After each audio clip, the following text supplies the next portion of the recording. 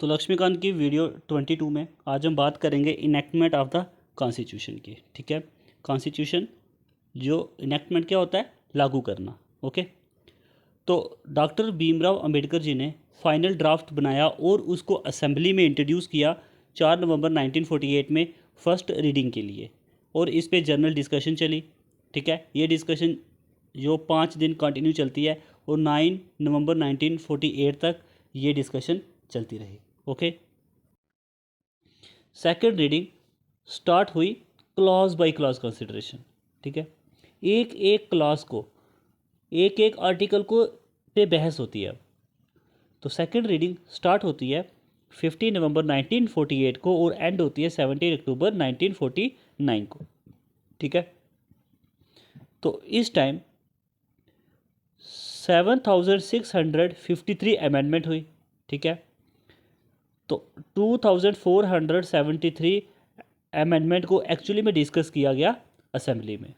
Okay, third reading शुरू होती है 14 नवंबर 1949 में। ठीक है, तो फाइनली जो ड्राफ्ट कॉन्स्टिट्यूशन है, इस पे सभी साइन करेंगे 26 नवंबर 1949 को। ठीक है, तो उस समय 299 में से 284 मेंबर प्रेजेंट थे।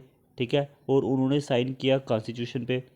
ठीक है, ये डेट जो मेंशन भी की गई है प्रियम्बल में। ओके, तो कॉन्स्टिट्यूशन अडॉप्ट किया गया 26 नवंबर 1949 को। ओके, तो फ्रेंड्स इस पूरे काम में एक मेजर रोल प्ले किया भीमराव अंबेडकर जी ने।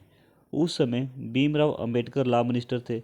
उन्होंने असेंबली में पूछे गए जितने भी सवाल थे उनको डिटेल में आंसर भी दिया। उनके आर्गूमेंट बहुत ही लॉजिक हुआ करते थे। वो अपने आर्गूमेंट के थ्रू एक बहुत अच्छे स्पीकर थे। ओके, तो इसीलिए उनको कॉन्स्टिट्यूशनल एक्सपर्ट माना गया है। ठीक है, उन्हें कहा जाता था chief architect of the constitution of India. ठीक है, क्या कहा जाता है उन्हें? Chief architect of the constitution of India. Okay, और इनको मॉडर्न मनु भी बोला गया है। तो कॉन्स्टिट्यूशन में एक प्रियम्बल था, 395 आर्टिकल और 8 शेड्यूल थे। ओके, तो ये था फ्रेंड्स हमारा इनेक्टमेंट ऑफ द कॉन्स्टिट्यूशन। ठीक, तो अब बात करते हैं इन्फोर्समेंट ऑफ द कॉन्स्टिट्यूशन की। तो बात करते हैं इन्फोर्समेंट ऑफ द कॉन्स्टिट्यूशन। ठीक है, तो some provision of the constitution pertaining to citizenship, election provision, parliament. तो ये कह रहा है फ्रेंड्स कि कुछ प्रोविज़न जो थे कॉन्स्टिट्यूशन के, ठीक है, वो फोर्स में आ गए कब? 26 नवंबर 1949 को। ओके, जो बाकी जो पार्ट बचा था कॉन्स्टिट्यूशन का, जो मेजर पार्ट जो कॉन्स्टिट्यूशन का बचा था, वो कब आया फोर्स में? वो आया 26 जनवरी 1950 को। ओके, तो इस डेट को हम डेट ऑफ कमेंसमेंट भी कहते हैं और सेलिब्रेट करते हैं रिपब्लिक डे। ओके, तो ये 26 जनवरी 1950 को ही क्यों कॉन्स्टिट्यूशन को लागू किया गया, इसके पीछे भी फ्रेंड्स जो कहानी है उसको समझते हैं। तो दिसंबर 1929 में एक लाहौर सेशन होता है।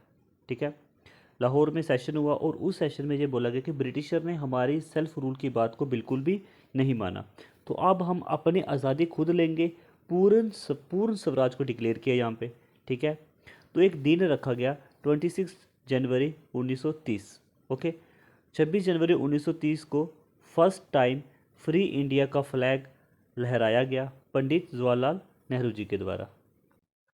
तो फ्रेंड्स 26 जनवरी को जब ये काम हुआ तो इंटरनेशनल कांग्रेस की तरफ से, ठीक है, 26 जनवरी को एक इम्पॉर्टेंट डेट माना गई।